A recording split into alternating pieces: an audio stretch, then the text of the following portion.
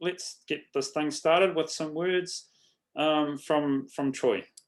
Tēnā koutou, tēnā koutou, tēnā koutou, katoa. Ko Troy Baisden, toko ingoa. I'm a professor at the University of Waikato and president of the New Zealand Association of Scientists. It's my job today to welcome you to the first of our webinar series.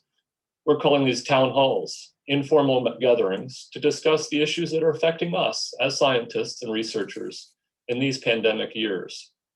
We hope that this year, 2021, will be the last year that's truly affected by the pandemic. And throughout the year, we'll be having a series of town hall presentations on roughly a 6-week interval. I'd like to tell you briefly a little more about the New Zealand Association of Scientists and encourage you to join if you're interested. What we do is promote science, promote the public awareness and communication of science, encourage excellence in science, and we work to debate and influence government policy, particularly around the working conditions for scientists. And of course, that's been a big issue during these pandemic years, particularly for early career researchers who face a number of issues. I won't outline them because we have a panel to explore both those issues and understand how early career researchers have been involved in New Zealand's pandemic response, particularly the modeling. To moderate the panel, I'll now shift across to Professor Shaun Hendy. Tēnā koutou katoa, ko Sutton Bank te maunga, ko River te awa, ko tangata tiriti te iwi, ko Yorkshire te hapong, ko Shaun Hendy aho. No mai, haere mai. Welcome to the first panel in this series. Thanks, Troy, for that introduction. It's a real pleasure to be with you today to host a panel of really talented and committed early career researchers. I'm really looking forward to this conversation, and I hope you are too. Just the way we're going to run it, we've got about 45 minutes, and we will close things off at 1 p.m. As participants, as audience members, you won't be able to talk during today's panel discussion, but you can use the chat. And so chat will be available, and someone will be monitoring the chat box to look for questions. So if you've got questions that you'd like me as the panel moderator to ask the panelists, then please put them in the chat box. We can't guarantee we'll get through all the questions today. I'm going to try and allow about 15 minutes in our 45 minutes to deal with questions from you as audience members. We're going to have a conversation for about half an hour. So we'll see how we get on, and we'll see how many questions we get at the end. So I hope that's okay. And also today's session will be recorded. We'll be hoping to release this later for people who can't make it today. So it's a great pleasure for me to introduce our 4 panelists today. And I'm just going to go in the order that I can see them on my screen. So first panelist is Anastasia Kittle. She's an undergraduate student in physics here at the University of Auckland. She's been working with us over the summer looking at disinformation and how it spreads and what are the consequences and where it's coming from. So you'll be really interested in some of her work, no doubt. Second on my screen is Audrey Lustig. So Audrey's been working with us, gosh, back since April, I think, Audrey, late March. Audrey is a scientist at Manaki Whenua, and she works on a variety of problems. I guess she's a complex systems scientist, really. Mostly she's working on ecological problems when she's not helping battle global pandemics. And then next on my screen is Nick Stein. So Nick's kind of between jobs at the moment. He finished his undergraduate in mathematics at University of Canterbury in 2019 and was just sort of knocking around wondering what he was going to do next when a pandemic came along. And so Nick actually worked with us for most of last year, almost from the beginning. I think Nick was working with us in about a week when we started Te Pūnaha Matatini's COVID modelling program through to late last year, and he's taken a bit of a holiday, but this year he's hoping to get back into some PhD studies. And then Canon Ridings, was a PhD student of mine last year, so he had to deal with me, try and get me to pay attention to his thesis. He successfully defended his thesis late last year, and he's actually now started as a postdoc here, and is working on the COVID modelling. So it's a real pleasure to have these 4 early career scientists with us, obviously at different stages. Some are earlier than others, but they've all played a role over the last year in different ways in the response.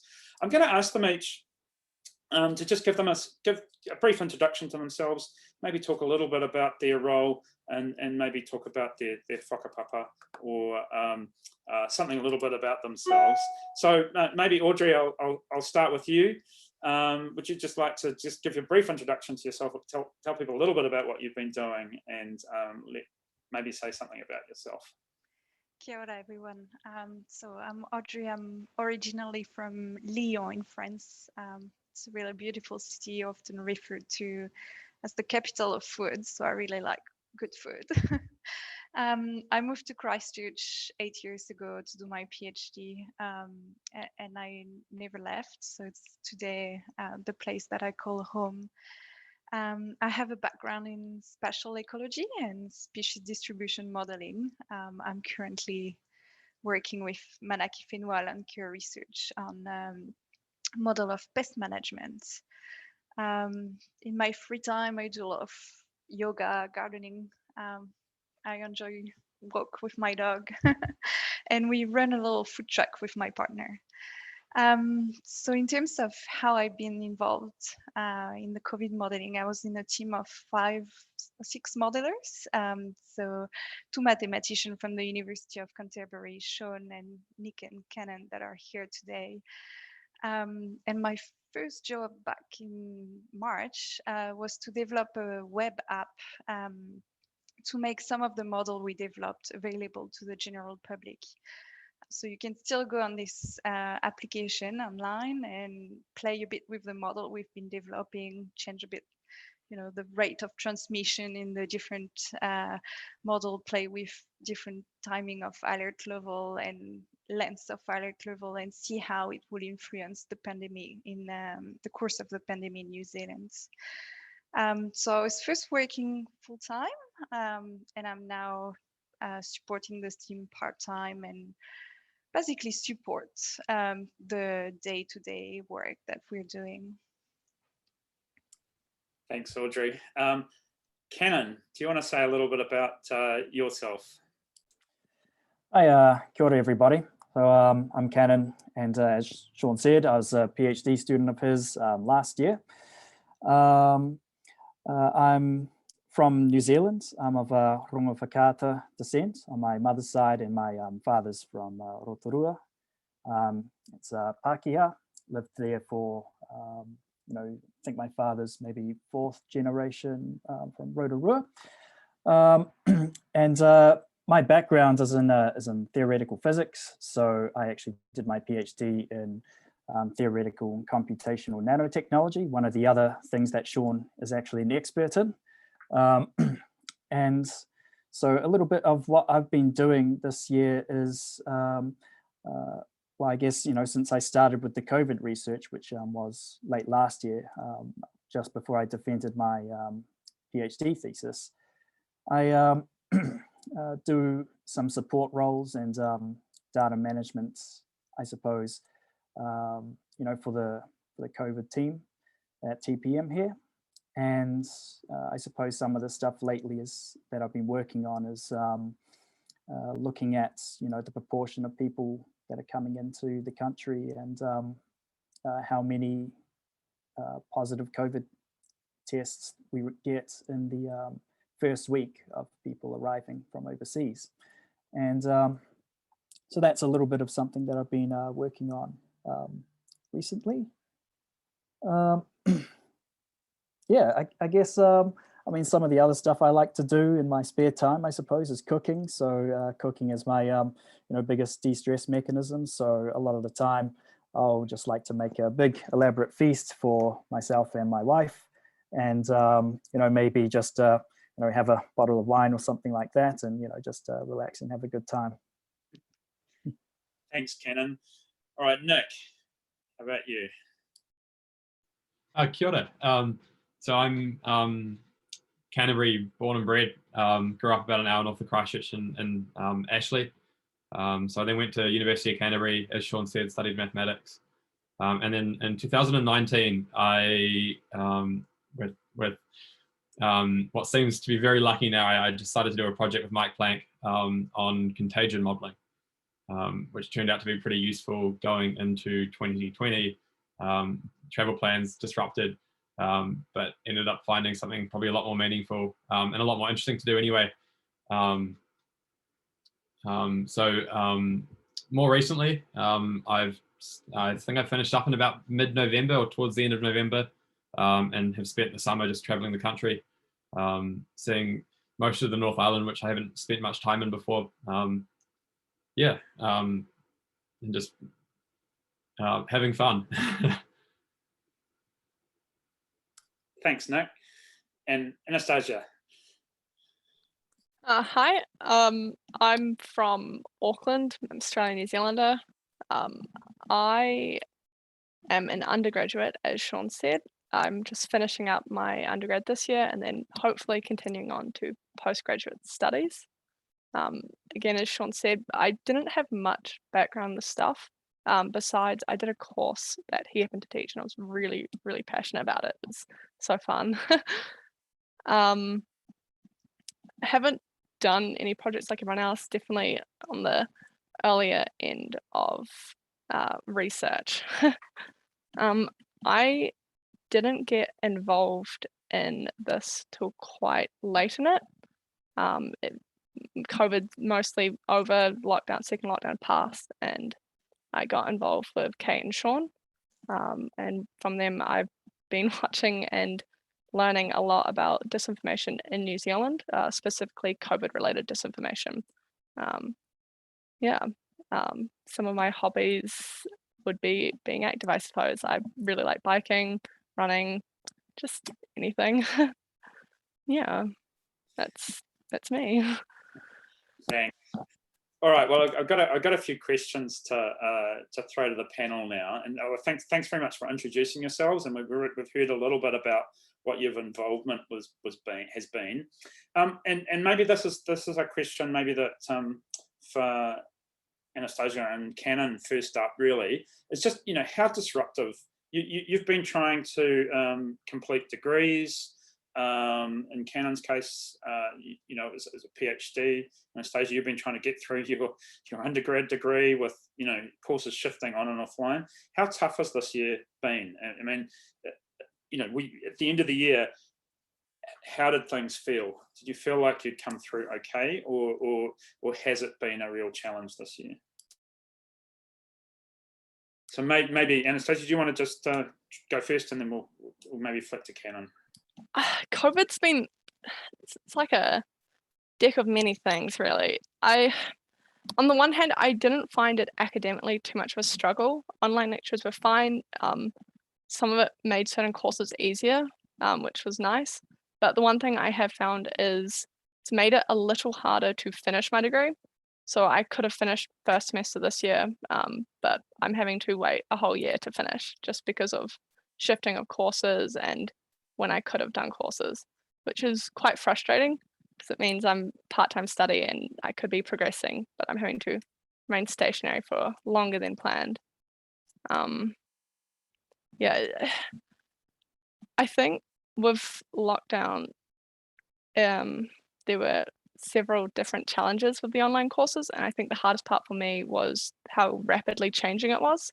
And so you'd have to quickly adapt from in-person classes to back online and in person. I think that meant you had to have a lot of mental endurance. I think that's the best way to describe it. Yeah. And Canon, what about you? I mean, you also would have, struggling with coming in and out of the university, and trying to get sort of life started post PhD. How's that gone this year?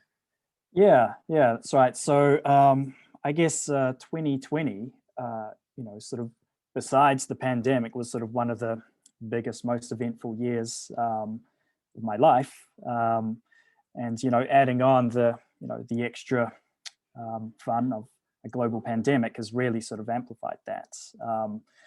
So yeah, so I was coming up to finish my PhD in 2020, and quite early on, so Shaun's been an instrumental part of the COVID response, and so there was quite a bit of balancing on both our behalfs.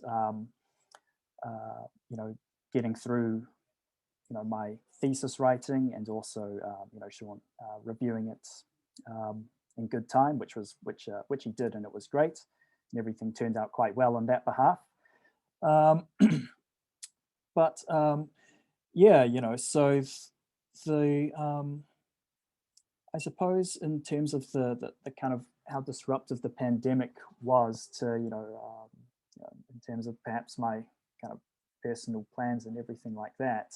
I mean, I was expecting to finish my PhD sort of in 2020 type of thing, right? So I mean, that was already the plan, but with the kind of current global situation, the next stage, finding a postdoc, for me in a lot of countries which I might have considered before, aren't quite at the top of the list anymore, and so that's been something that's I suppose disrupted some potential plans of mine. And besides features of the pandemic and everything that has gone on, I've also had a lot of other things suddenly come up this year, like getting married, discovering I'm going to be a father, teaching a lecture, being a lecturer for the first time, and then also being brought into this whole really important work modeling this pandemic and helping support this great team.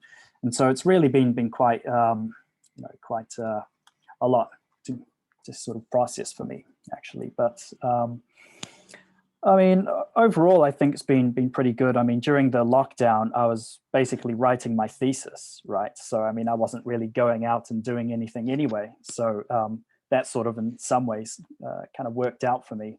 And at the time, my in-laws were staying with us from China. They couldn't go home, so they were actually quite stressed out. But they would do things like cook for my wife and I every day. So in some ways, lockdown was actually a bit breezy for me. And the normal stress that I might have had from actually writing my thesis seems trivial in comparison to the fact that there's a global pandemic going on. So it actually didn't feel so bad. Thanks, Canon. And Nick and Audrey, I mean, I guess because you were involved really early on, I mean, and I know that our lockdowns were very different to many people's, because I mean, everybody was, I think, dealing with a lot of pressure, but we had this real there was a lot of time pressure on us, and so we were working quite long hours and working over weekends at times, and but nonetheless it kind of felt, at least for me, it felt good to be involved. I felt like we were making a difference, and we sort of had a little bit of control over what might happen. How did you guys feel, especially when you think back to March, April?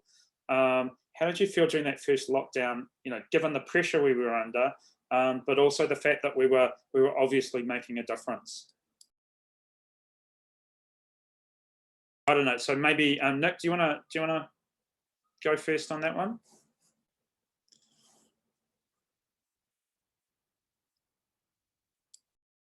I think he's frozen. I think we might have lost Nick. Okay, so Audrey, it's over to you. I'm going to start then. Yeah, as you say, I think this feeling of feeling useful and being able to provide our bits into all what was going on was really rewarding. And for me, it didn't felt like I was working so much. Obviously, as you say, we work in the evening, having this meeting in the morning where you have a task that you have to give back in the evening, or if possible yesterday. It was quite as stressful, but the fact that we were meeting every morning, seeing each other every morning, being able to discuss, having this support in between us, was really helping to actually manage the stress and redistribute the different tasks among us. And I think then, obviously, when you see some of the graph you produce in the daily briefing of the Prime Minister, it just help you and reinforce this feeling that you start to be useful and you're really contributing to help manage this pandemic. So yeah, it was like you basically. Didn't feel it too stressful. And I see we've got Nick back. Nick back, yeah. And I just saying, Nick was we all had problems with our Zoom connections from time to time, but I think a memorable experience is I think Nick will always have is trying to do an interview on Morning Report while holding his cell phone up in the corner of his flat where he could actually get reception. So yeah, Nick, I don't know, did you hear my question? I got the first half. Sorry, okay. Rural broadband. Yeah. So I was just asking, thinking back to that lockdown, it was obviously quite a stressful time when we were doing an enormous amount of work that was very time sensitive, but also we were part of the response, and that meant that we felt like we had some control over what was going on. Was that how you felt? Yeah. No. I was wondering if this kind of question was going to come up. Exactly. Yeah. I think having some feeling of control, or some feeling of knowing what was going on, or having sort of a decent picture of it, or knowing a way to think about everything. I think that really helped, because there were some long days, but it was probably better for the sanity to be working those long days and feel like there was that control than otherwise. Yeah, no, thanks, Nick. I mean, so you've all kind of had some, what are really quite unique experiences in some ways. And for some of you, for Nick, this was right in the area that he'd been thinking about working. But Audrey, Canon, and Anastasia, it's quite a different, possibly quite a different thing. What will you pick up and what will you take with you in the next stage of your career from the experience you've had this year? And maybe Anastasia, this is probably your first research experience, or one of the very first. And unfortunately, fortunately or unfortunately, it's not normally like this. But so maybe I'll start with you. If you what things have you learned over the summer working on this project? I think the first one would probably be patience. I would say not everyone follows the same academic standard. And I think that's quite big, because I've been looking a lot into COVID Plan B. And I think the thing that frustrated me to no end is they don't reference things appropriately. And so I was always taught, APA, whatever format, they just don't do that. And I thought it was very poor academic behavior, especially since they consider themselves academics. And so in some ways, I think one thing I'll definitely count is respect for people reading it. Whatever I do, make sure it can be understood. People can read it, people can follow, people can question it. If people are questioning where the data is, here's the data. Questioning the sources, here's the sources. Just appreciation for reliable sources and proper academic processes.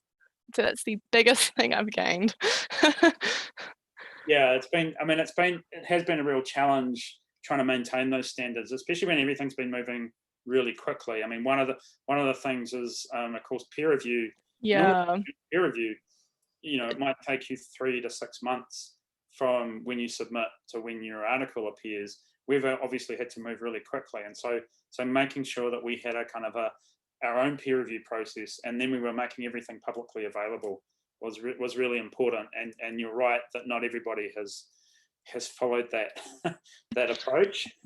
You're totally right. It's definitely it's an interesting thing, because you're right, it's so fast paced. You can't have everything being peer reviewed like that, And so it can be hard for others to look at all these new articles and determine which ones have performed proper academic work or reliable in any way. Yeah. Shaun, you're muted. Sorry. Canon, what about you? What things have you learned just about, in particular about the work you've done and also the style of working that you think might be useful when you continue in your career? Yeah, I mean, that's a really great question. So, I mean, as you obviously know, my PhD was in theoretical, computational nanotechnology. So really the style of the research that I'm doing on a day-to-day basis now is, quite a bit different, right? So the sort of techniques that I used for my PhD, a lot of things to do with like analytical models and using a particular kind of simulation software to do atomistic modeling. And a lot of what, has been done in the current work that I'm doing now is really a lot of sort of statistical models and using data based on real people actually, and that's quite a bit different than using data based on what an atom in a nanowire is doing. And I suppose it's kind of like I really feel like this type of work and this type of modeling, the statistical modeling, is actually really quite a employable skill. So I think if went on to do something else other than theoretical physics in the future, then this type of experience is really going to help me out quite a bit. And not only that, but also for my PhD, I worked mostly just with myself and with supervisor Shaun. But with this work, we working with a team and quite a collaborative effort, and that's been a great experience as well. And so I think that's something which I can really take away from this this whole thing. And because my PhD with Shaun was kind of just very freedom, like very great, it was a great time. I mean, we have our meetings and then just everything we needed to get done, we'd just flesh it out in like an hour or so like that, and really good conversations I felt. But this work, it's really kind of a lot of bang bang bang, and this is me starting right towards the end of the all of the fun. So it must have been quite experience for the senses being involved in it quite early on. Yeah, so I think there's a lot I can take away from this. Yeah, thanks, Canon. I'm not seeing a huge number of questions pop up in the chat. I don't know if that's just because I can't see them or our attendees are all a bit shy, because I'm sure there must be questions. But so hopefully, so if you do have a question, please put it in the chat, and hopefully I'll get to see it, or one of the people, one of the technical people who's online could just ping me. So I just want to ask, unless I'll go to Audrey and Nick. So maybe Audrey, you first. From your experience, what advice would you give to other early career researchers? Are there things that you've learned being part of this effort that you think other early career researchers would benefit from knowing or understanding? What advice would you give for early career researchers in terms of getting involved in an effort like this, or what are things that you think might be useful in their careers going forward? Yeah, so I think for me, what I really learned with that experience was how to balance this sense of urgency and research quality. And what I've seen by participating in this experience was this full machinery that TPM put in place on establishing key contact with stakeholders, trying to find those key contacts, how to communicate the result that can sometimes not be black and white, while your stakeholders expect a black and white answer and very quickly.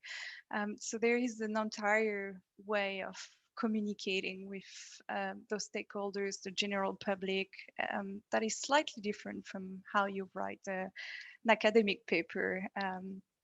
And this is not something you learn in a book how to do it. I think you need to have mentors, and that's really something that you, Shaun, and Alex and Mike, that were the more senior researcher in the group, show us how to do, and we were part of this effort, so we can learn from having mentors around us. And I think this is one of my recommendations I will give to any early career researchers, to have around them people like you guys that can guide them wherever they want to go, and that can be here for research question, but as well to help you build your research plan or your career plan. If you have personal question, can help you on the personal side of things. It's really important to have those people around you. So that would be my advice. Thanks, Audrey. Nick, what about you? I do agree with everything Audrey just said, for sure. So maybe for someone that's considering becoming a researcher, I didn't know quite whether I wanted to get into research. I'm definitely a doing person. I think Shaun would have seen I'm not the biggest fan of sitting down and writing for too long. But I think this has definitely shown me that there's definitely research roles out there that involve quite a bit of doing.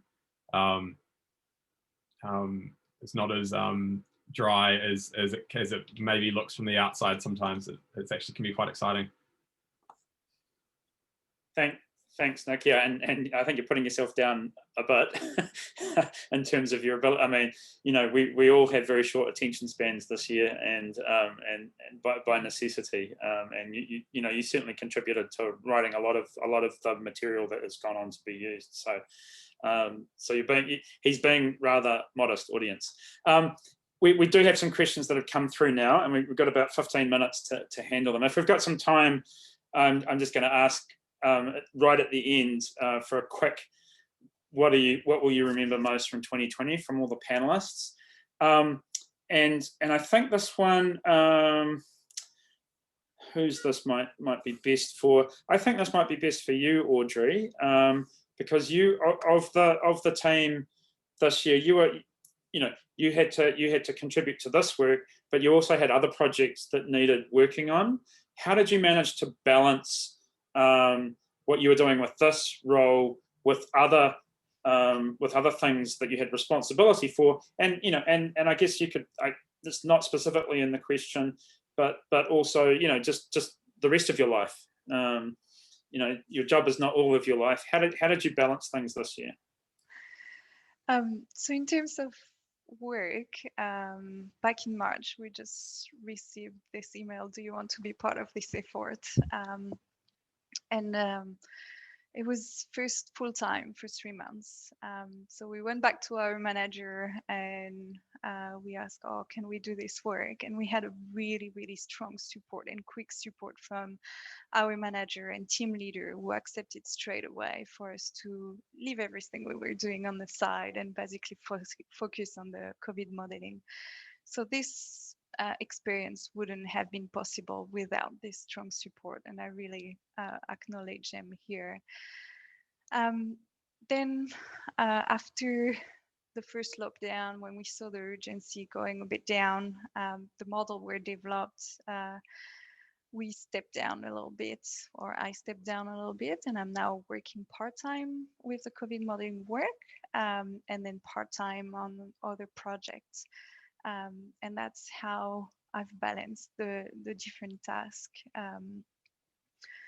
And with the life, well, the first 3 months were really intense, but because it was this lockdown, and as I mentioned before, you feel useful, and those long hours, you don't even count them because you have so much reward from the work you do that it helps you going through all this. And I think having all those positive feedback from your friends, my parents, it's the first time they were looking at what I was doing and understanding my work. It feels good, so it really helps you keep going. Yeah, thanks, Audrey. The next question is it's about, and it's a question I might throw this one to you, Anastasia, just around, you know, what you've done in over the summer. You know, has it changed your goals for where you want to go next? You still wanting to be a hardcore physicist, or are you starting to get a taste for this more general type of research? Before this, I knew I kind of wanted to go into the vague area between applied math and physics.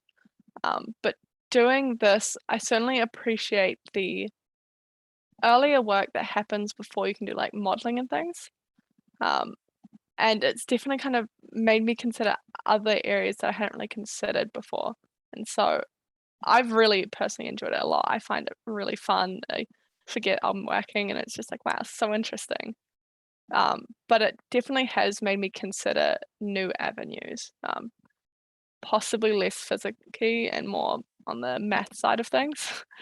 But no, it's definitely changed my perspective. Yeah.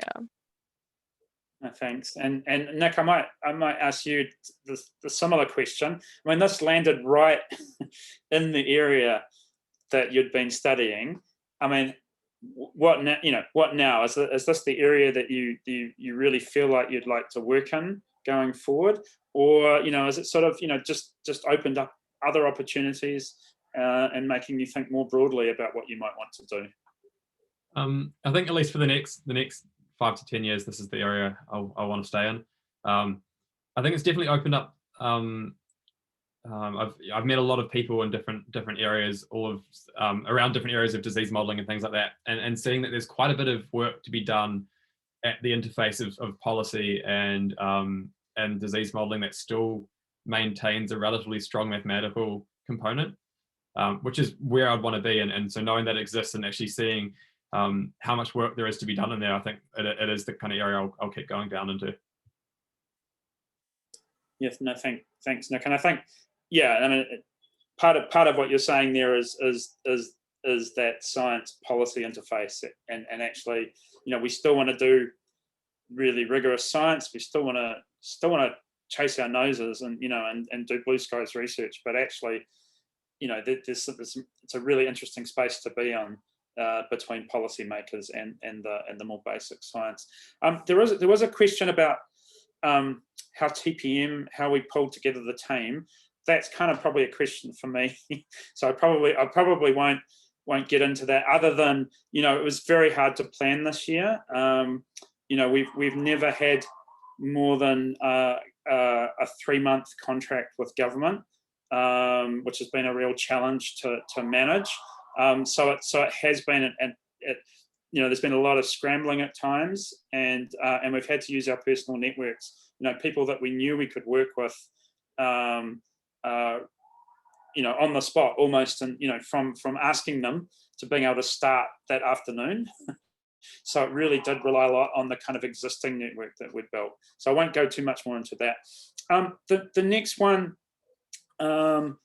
The next question is around how the insecurity, and as a nice follow-up, you know, from the fact that we've gone from short-term contract to short-term contract. You know, how's the insecurity you've seen in the way we've had to work? Has that had an impact on your career choices?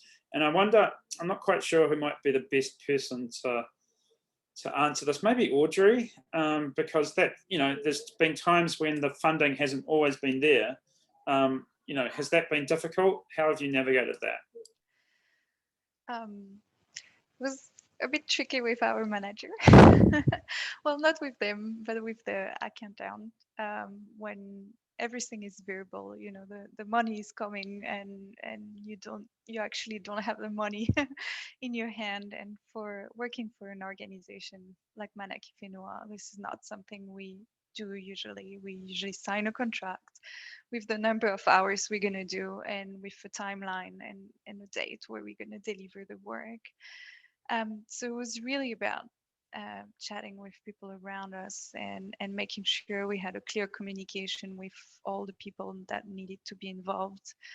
and developing this trust between everyone, and and crossing our fingers that the funding will really come. So hopefully it seems that it works quite well. But we still work with that idea that maybe tomorrow we'll have to stop if the funding doesn't come. And that's the reality we work with. And that is always in the back of our mind. Yeah, no, thanks, Audrey. And yeah, just to make the point, I mean, it may seem absolutely crazy, but we've never had secure funding for this work, despite the fact that we're getting, we might get asked by the Prime Minister's office to do something. That question never comes with funding.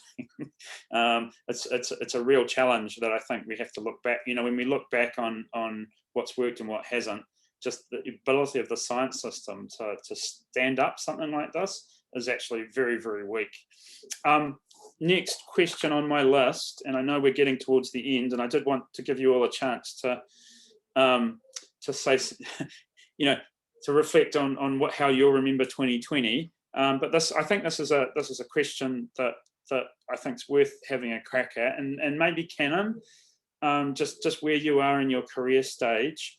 If you were to make a change to the science system to help support early career researchers, what would be the thing you'd like most to see? Yeah, thanks for that, Shaun. So I mean, I guess just coming straight out of my PhD and wanting to continue doing sort of academic research in theoretical physics, that being my sort of primary goal at the moment. I mean, with everything that's been going on, there's quite a lot of uncertainty about what I could potentially do, and I'm very lucky that I got this opportunity, which was great. But I think in New Zealand, I've gotten the idea from talking to people that when you do your PhD here, you go and do your postdoc overseas or something like that, right? And for a lot of people, maybe that might not be such a practical option at the moment. And so I think that if there's more support for people transitioning out of their PhDs in New Zealand, maybe getting an opportunity like what I've been presented to do, like a sort of short-term postdoc that could potentially turn into something else. I think opportunities like that would be really good. And I mean, I'm actually consider myself very lucky that I found myself in this situation. I mean, not everybody has the same situation as I do, right? And I'm actually very lucky that I got presented with this opportunity to do this research with for the COVID modeling team. And so I definitely think there needs to be a bit more support for people transitioning out of their PhDs, right? And in New Zealand, we get a lot of people coming from overseas to do their PhDs here, but I mean, how much work is being done to try and retain and keep those really bright people that New Zealand needs to stay here, right? And Audrey's obviously one of these brilliant researchers that came from overseas and have stayed here. So thank you very much. We're very lucky to have you. And I think there just needs to be a bit more done to help retain New Zealand scientists, scientists in New Zealand in general, because obviously we all know that scientists have played an enormous role in this COVID efforts that we've all been a part of, and scientists can really have quite a big role in a lot of things, a lot of problems that the country's facing. And so I think there needs to be a lot more work done to help get people to stay here that are quite educated. Okay, we're almost out of time. There were some more questions from the audience, but we have run out of time as I expected. So I'm just going to give you just real quick. We'll run through the four of you. What is the thing you'll most remember from 2020? Doesn't have to be about the work you've done. Just what is it when you lie back and think of 2020? Will you remember? Anastasia, do you want to give us your most memorable moment? It's not related to work or anything. My cat got stuck up a power line and she was up there for so long we had to call the fire department, and it was so incredibly embarrassing. But that's what I remember 2020 of. Okay, great. That's a great story. Nick, what about you? I think the half-hour bike rides in the middle of the day during lockdown to de-stress from perhaps not managing to get the data that we needed to get. Yes, I mean, I one of the battles, and again, that's something we haven't had a chance to talk about, is just how hard it was at times to get data. So definitely agree with that one. Cannon, what about you? Well, I guess I remember on the 7th of January, I saw an article on Facebook saying novel coronavirus detected in Wuhan.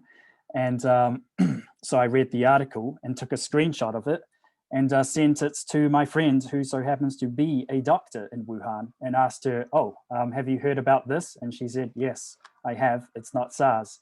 And I said, oh, okay, probably fine. And then, well, everything happens that happens.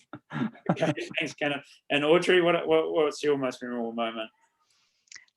Discovering the life of everyone in Little Square on Zoom. I think this is really something I will remember. You know, I'll never forget the 9:30 meetings with you all every day. So that'll stay with me for a very long time. I'd just like to thank you all for participating in the meeting today. Thanks everyone thanks to everyone who came along to listen to us, and thanks for all those questions, which I thought really added a lot to the discussion today. So thank you once again, and thanks to the New Zealand Association of Scientists for putting this event on. Ka kite. Thank you. Thank you. Thank you.